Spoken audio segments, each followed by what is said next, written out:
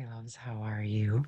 Today we're going to actually dive into some messages from both the masculine and feminine collective connected with this specific eclipse energy and the energy to follow what's being grounded and worked on right now through these times, and just allowing us the space to explore some of what is going on or coming through from the collectives. Before I start that, though, I did want to talk to you guys about some of the energy that's coming through that I've been picking up on. And I'm definitely feeling significantly more temperance in the energetic fields between the masculine and feminine collective since a few days ago. And part of what I've been being shown and working with is sort of that energy of fire and ice. I think a lot of you are probably or were experiencing that. And what was coming through was like where those energies of fire and water were attempting to come into an internal and external harmonization to where the fire and the water can work in tandem without the fire being extinguished by the water and without the water being evaporated by the fire.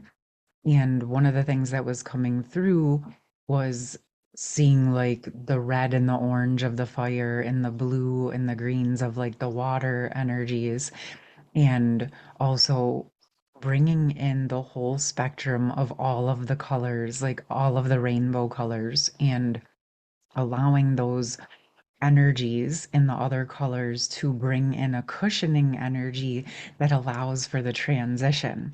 And this made a lot of sense, but a couple things, like if you think about our chakra system and all of the colors, right? Or all of the colors of our being, as we clear out and unravel the distortion and the dissociation and all of those things, and we come into full alignment with our true energy and essence, the energy within our system sort of begins to form what I've been shown and seen, an energetic rainbow pillar throughout the system. It's like, yes, I know we've been taught that each chakra has those specific colors, and I think that can be helpful when you're starting out and learning and it's a brand new concept.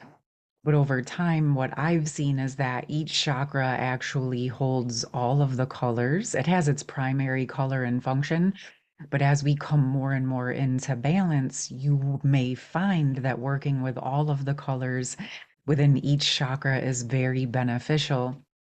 And it's coming through right now to share with you that one of the first downloads I ever got around that was the root chakra of the heart chakra, right? So we ground into the root chakra, but then we're also learning how to ground into and anchor into the roots of the heart space. And so it's like you can work with the chakra system that many of us are aware of, but then imagine that there's a chakra system mirrored in each one of the chakras. I'm going to leave that there so you guys can all explore that in whatever way feels appropriate to you, but it felt appropriate, and I, like I said, I was guided to share that, and it feels, as I'm talking more about coming into those internal union and preparing for those sacred union essences on the planet within connections, relationships, friendships, partnerships, community, we're learning how to do it internally. And there's also a lot of energy projection and distortion around rainbow energies on our planet that have actually scared many people off from feeling connected to the rainbow. And I'll just say there's nothing wrong with anyone's personal connection to the rainbow. And again, it can have multiple layers. But the bottom line is for each of you to connect directly with the rainbow essence from Creator, however you connect, and into your connection with the earth, however you choose to deepen that connection for yourself. Just felt guided to share that. And all you have to do is just ask to clear any fears or distortions around that, because in essence, any of those fears that we have in our system or worries around being fully who we are, because it might be make us be perceived as something or someone else, it's about really clearing the residuals of understanding that none of that actually matters, how other people perceive us. It's really about the energy that we choose to align with in individuals, in your own personal connection with the energy and the essence of the rainbow. Because there's even distortions around, oh, it's not all rainbows and butterflies and unicorns. And yes, I get that. I'm, listen, I am a woman who does shadow work. I'm good with shadow work. I honor shadow work. It is a very, very important thing.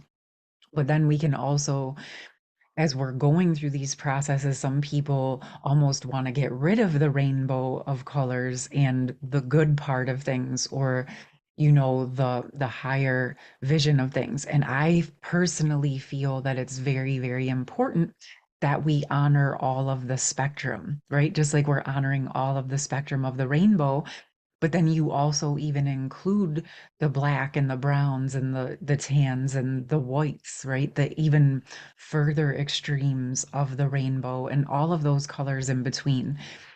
And it, to me, it's reflective of being able to honor all of who we are as individuals.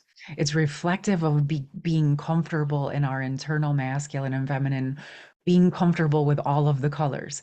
It's taken me already right now. I didn't even know I was going to talk about it, but there's so much distortion as we're growing up that you have to, like, boys wear blue and girls wear pink, where there's nothing wrong with those. And I love those colors, but it shouldn't steer anyone away from working with those colors or connecting with those colors or embracing those colors, or you know what I mean, like feeling like you have to stay away from it or it might mean something.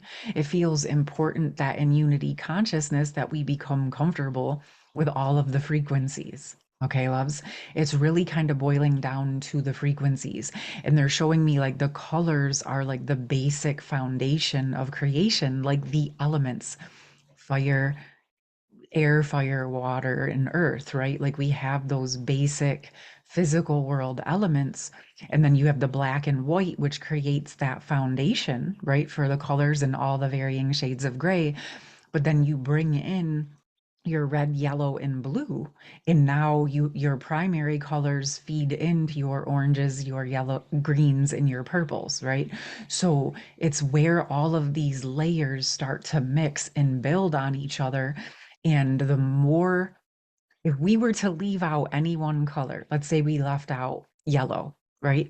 That takes out a whole range of colors. Now your oranges, your yellows, and your greens are gone because you need that yellow, right? If you eliminate the white, you don't have the lighter spectrums of yellow. If you eliminate the black, you don't have the darker shades of yellow. You see what I mean? They also all feed and support one another.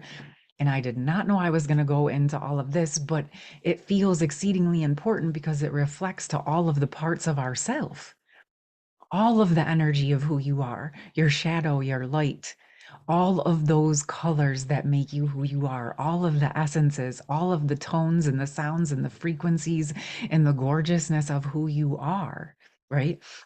This is why these twin flame divine counterpart initiations are so incredibly powerful, because the soul merge takes place in the chakras, and it shows you all of the places where you've had blocks to love, right? To yourself, to receiving your own beautiful energy and essences and frequencies. So as I'm saying that now, I'm hearing and sensing the musical tones, right? Like there's the musical sounds, and there's seven, just like there's seven colors of the rainbow, right? And those are a basic foundation. But if you take multiple instruments and you have them playing different musical tones simultaneously, you come up with a whole new harmonization. Okay. So we honor the basic foundations of our universal energy. But as we come into harmony and we come into unity, that is where we have the beautiful tapestry of energy to build the new earth in a more stable, glorious, beautiful, blissful manner. Okay. Because as we honor all of what is, we're able to hold that within ourselves. And because we can temper it, we don't have to play out all these toxic, karmic, codependent energies anymore, because we've come to peace and temperance within ourselves to be able to master those situations. And this is how we, as individuals, as we take that commitment to ourself and our sovereignty and to the higher power, and we learn to work with and embody it, and we commit ourselves to that practice of embodying who we actually are and standing in truth and being willing to look at our truth as well as the truth of what's happening around us without dissociating or denying. This is how we return to our true power and have the fortitude and the strength and the courage to build in the new energy, not because we're denying and ignoring, but because we're honoring it and because we can stay stable within it. That's what allows us to bring the new codes into actualization, not just in our imagination, but taking what's been in our imagination and actually bringing it into full embodied creation on the planet, right? Everything here started in somebody's imagination, number one. Number two, you start to create your blueprint. You draw it, you write it, you visualize it, right? You bring it into some form of physical actualization on paper in artful ways through your voice by speaking. You start to give expression to those things that you're imagining. And then you start to embody and build in and bring in the resources to support that vision because you're stabilizing and mastering into the energies that you've been intending to see on the planet.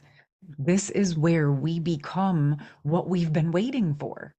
Instead of waiting for someone or something else outside of us to magically come and save us, we are learning to embody and become that for ourselves. All right, loves, I'm proud of you. I'm so excited this message is coming through, and it feels so incredibly powerful to take these energies in whatever way they align for you, but to remember who you are and how powerful you are and how courageous you are to be in this position that you're in right now, and let yourself be guided to follow and honor your truth as it sits, to unravel out of fear, to unravel out of distortion, and to allow all of who you are to be more and more present in each moment for yourself and for whoever you feel guided to connect with. All right. Okay. With that, I feel kind of guided to get a true love card and see what wants to come through for the overall collective here. And then, oh, it's 11:11 right now where I am. Let's see what comes through. Okay. Divine masculine. All right. They're coming through. Like I said, it felt like things were a lot more tempered than the other day. And to me, this is a very strong signification. Yes, I said that word again. It likes to come through me. A very significant energy that the divine sacred masculine essences are in process of being embodied in ways anchored onto this planet and stabilized in many ways, whether it's through you, whether it's through your connection, whether it's through this eclipse, whatever energies. There's lots of different potentials and possibilities for welcoming the divine and sacred masculine essences into your life. And so, regardless of if you're a masculine or feminine, this feels like a sacred time to honor the power of the solar masculine, the power of the true sacred masculine essences. And I'm not guided to go into the book, I'm actually guided to give the divine masculines space to speak as they're preparing in this time to come forward into their true power, as the sacred feminine essences are ready to hold space and witness their transformation and their true strength and power coming to fruition.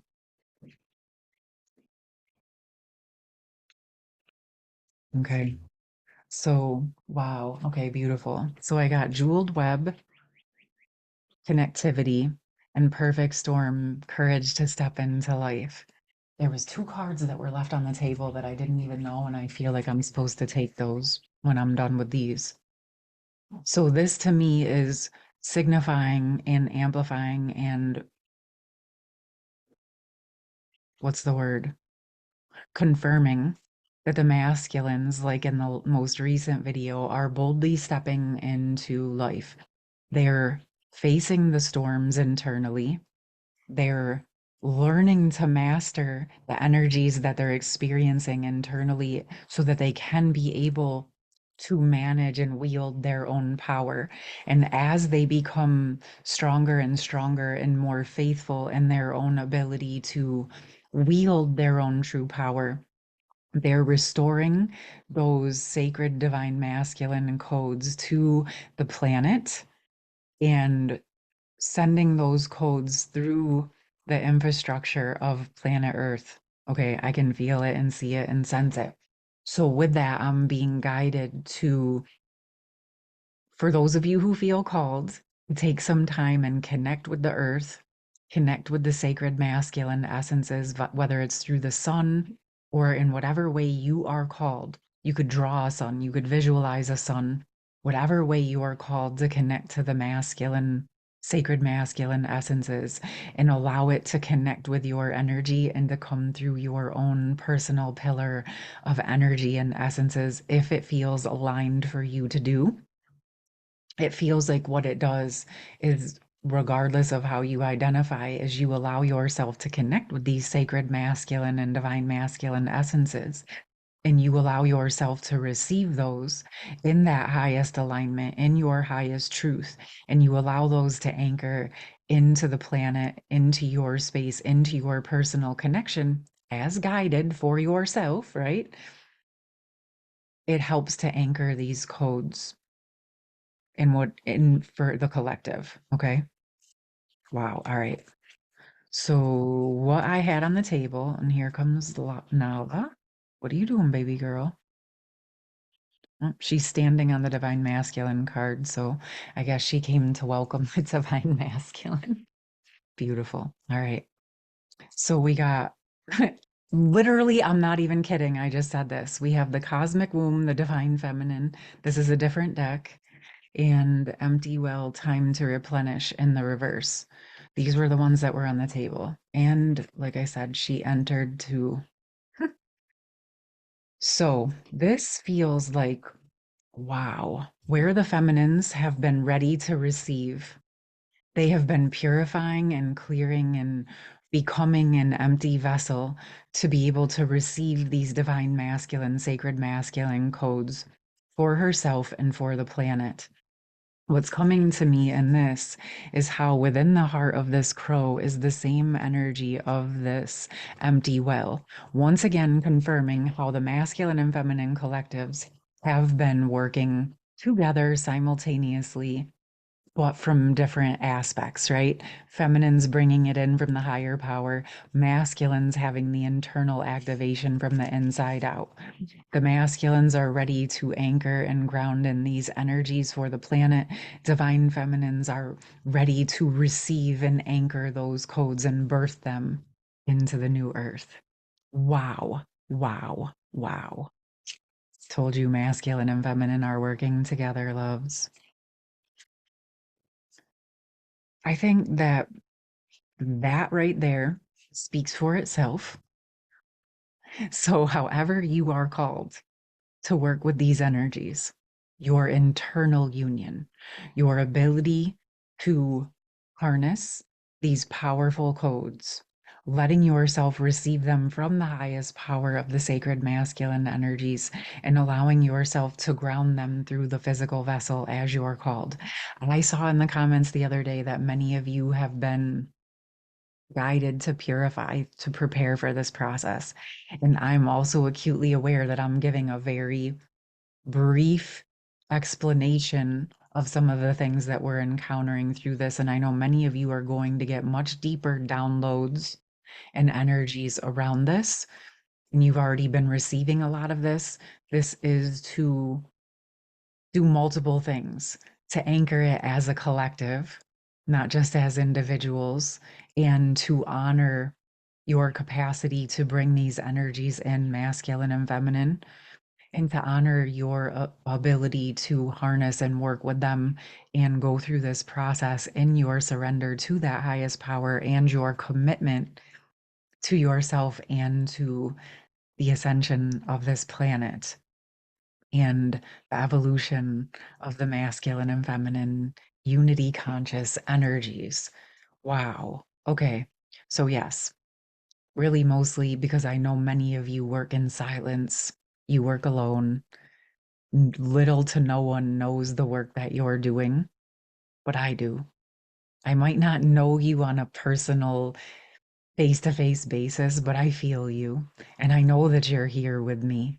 And that's why I feel honored to be able to bring in these messages for you to confirm and share sacred space with you around these energies, to offer a place to anchor them through witnessing the work that you're doing and through anchoring it through the voice and through the frequency of the sacred union energies and sacred love that we cultivate here on Home Harmonious Hearts. I'm so grateful for all of you. I hope that you know that. And I'm very, very much looking forward to these next few days and weeks. As always, I would love to hear from you. And I will definitely be back on soon whenever I'm called. We will let the higher energies guide us and see where that takes us. I love you and I hope you have a beautiful rest of your day and your eclipse season and whenever you find this. All right, loves, talk to you soon. Bye.